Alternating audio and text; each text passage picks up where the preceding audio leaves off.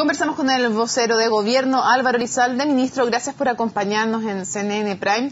Le hemos escuchado al gobierno que hay un festival de interpelaciones y que no creen que hay una motivación de preocupación real detrás de estas interpelaciones. Si no hay una preocupación real de parte de la Alianza, ¿cuál es la motivación política desde su perspectiva?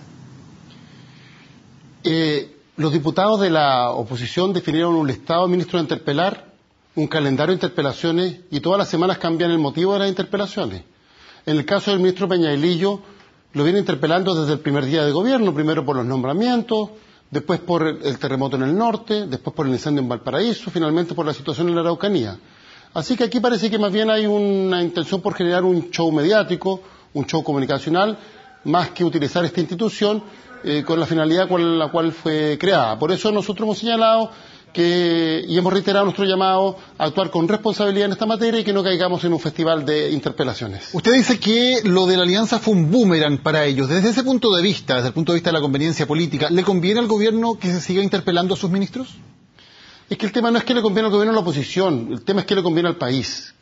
Efectivamente, esta interpelación fue a todas luces un boomerang, porque quedó en evidencia el contraste entre un interpelador, un diputado agresivo, por un lado, y un ministro del Interior, por el otro, que dejó en evidencia el trabajo serio que está realizando el gobierno. Y además quedó al desnudo la política, yo diría, ineficiente, con malos resultados, del gobierno anterior, que tuvo niveles récord de violencia en la Araucanía.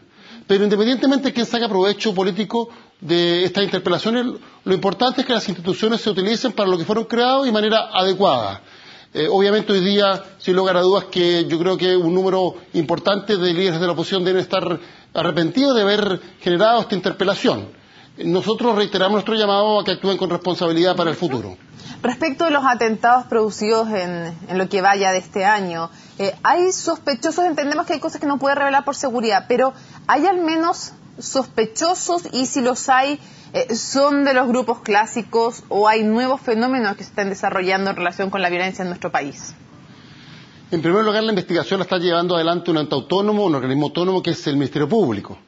Obviamente, el gobierno a través del Ministerio del Interior está otorgando todas las herramientas para que se lleve adelante la investigación y además se ha redoblado el trabajo preventivo y la coordinación entre policías, carabineros e investigaciones en el trabajo de inteligencia para que la investigación se desarrolle con la mayor celeridad y acuciosidad posible.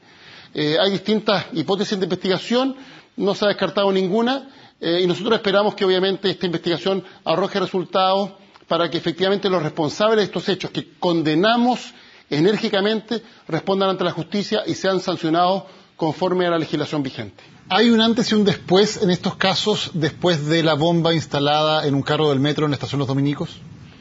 El caso de la bomba del metro es especialmente grave.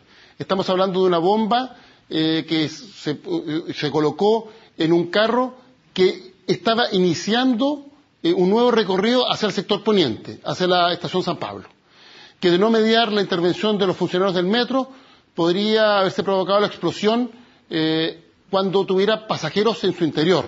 Y esto habría generado posiblemente daños personales, lo que es peor, le podría haber costado la vida a un pasajero.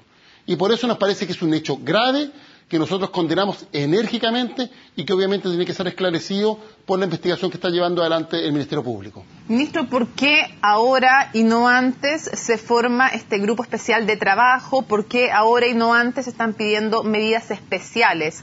¿Hay un hecho especial que marque un antes y un después? ¿Por qué ahora se toman estas medidas? Desde que asumió el gobierno se está desarrollando un trabajo de coordinación de inteligencia y también el ministro del Interior ha instruido a las policías para que se coordinen adecuadamente. Ahora, ayer se realizó un comité policial especial, precisamente ante los últimos hechos, pero se está reforzando ya las decisiones que se habían adoptado anteriormente, en este caso con un plan específico de contingencia ante los hechos de los últimos días. Ministro, el gobierno finalmente invocó la ley antiterrorista en el caso del bombazo en el metro. Sobre esta ley, el intendente de la Araucanía, Francisco Buenchumilla, ha dicho que es ineficaz. Hoy escuchamos al diputado Marcelo Chilling del Partido Socialista ocupando la misma palabra. La ley antiterrorista es ineficaz. ¿El gobierno discrepa? ¿Cree que es un instrumento eficaz para perseguir ciertos delitos? La ley antiterrorista ha sido un instrumento lamentablemente ineficaz. No ha tenido la efectividad buscada. Por distintas razones. Además está cuestionada porque no cumple con los estándares internacionales. No olvidemos que esta fue una ley concebida en la dictadura, en un momento político e histórico distinto. Hoy se requiere una legislación antiterrorista moderna, propia del siglo XXI, y por eso el gobierno ha constituido un equipo de trabajo constituido por destacados profesionales y especialistas para, en un plazo aproximado de 60 días, formular una propuesta de reforma de la ley antiterrorista. Ahora, respecto a los distintos casos de violencia que se han generado en los últimos días, caso a caso se evaluará cuál es el mejor instrumento para llevar adelante la investigación y para garantizar que los responsables sean sancionados con las máximas condenas que establece nuestra legislación. Y por eso, de acuerdo al caso, se han utilizado distintos instrumentos jurídicos. Siempre se va a utilizar el mejor instrumento jurídico respecto del caso particular para que se desarrolle la investigación y se apliquen las sanciones correspondientes. Ministro, si usted es tan claro en decir que es una ley que no cumple con los estándares internacionales de derechos humanos, si así lo ha ratificado también el Instituto de Derechos Humanos, si así lo ha dicho también la ONU, y así lo piensa el gobierno, a tal punto que llama una comisión para reformar esta ley, ¿por qué la utilizan? ¿No es cuestionable desde el punto de vista ético utilizar una normativa que, aunque sea legal, existen otras, y aunque sea legal, está cuestionada para ustedes moralmente por no cumplir con estándares de derechos humanos? ¿Por qué utilizarla? En absoluto, porque estamos hablando del caso de la bomba que se instaló en el metro, de un hecho gravísimo. Y tenemos que aplicar la legislación existente, independientemente que promovamos su modificación. Obviamente nosotros esperamos que la investigación se desarrolle de buena forma y que los responsables de este atentado respondan ante la justicia. Perdón, le insisto, aunque atente contra los derechos humanos, ¿la legislación hay que ocuparla igual? Reitero lo que he señalado, es la legislación vigente, es el instrumento que tiene nuestra legislación respecto a este tipo de situaciones y por tanto tenemos que recurrir a él porque es el que está vigente, independientemente de que el gobierno, está continuando el programa, va a promover una reforma de la legislación antiterrorista para actualizar a lo que son los estándares del siglo XXI. Ministro, usted acaba de decir no solamente que no cumple con estándares internacionales, sino que además es un instrumento ineficaz. ¿Por qué el gobierno usa un instrumento ineficaz para perseguir un delito tan grave? Porque no es ineficaz en todas las hipótesis. Usted sabe que cuando se ha invocado indiscriminadamente la ley antiterrorista, lo que ha ocurrido es que los tribunales la han desechado, porque no se cumple con los requisitos que establece la propia legislación. No obstante, en el caso del atentado al metro, se cumple con todos los requisitos que establece la ley antiterrorista. Por tanto, en este caso en particular, sí se puede desarrollar la investigación de buena forma. Pero en los otros casos existe legislación que es más idónea.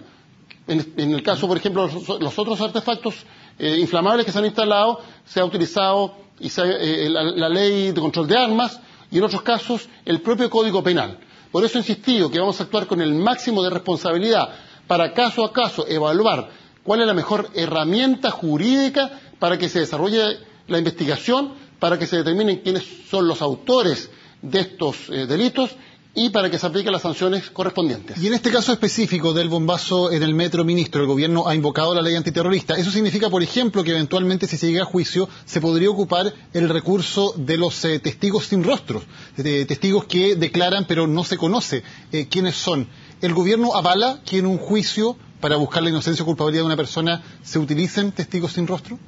Mira, no le quepa duda que el gobierno va a siempre actuar no solo en el marco de la ley, sino que cumpliendo con los estándares que existen en esta materia. Así que en ese sentido, independientemente de que la legislación tenga sus problemas, no le quepa duda que la conducta del gobierno va a estar acorde con, primero, la necesidad de esclarecer estos hechos, sin duda que se apliquen las sanciones correspondientes, porque estamos hablando de hechos gravísimos, pero por cierto, cumpliendo con los estándares para que nadie pueda alegar que no ha sido sometido al debido proceso. No entiendo entonces, ministro, si eso quiere decir que estarían por utilizar testigos sin rostro o no estarían por utilizar testigos sin rostro. Mónica, no se adelante. Le pido un favor. Lo peor es que en esta materia hemos actuado siempre en base a prejuicios. No se adelante. Es parte de las herramientas, no me estoy adelantando, ministro, es parte de las posibilidades que tiene un proceso cuando se invoca la ley antiterrorista, por eso le insisto. Pero estoy señalando, no se adelante, esperemos que se desarrolle la investigación. Es como cuando me preguntan cuáles son las hipótesis respecto a estos hechos. No es lo mismo, ministro. Lo peor es prejuzgar, no nos adelantemos y tenga garantía de que este proceso se va a desarrollar conforme a lo que corresponde.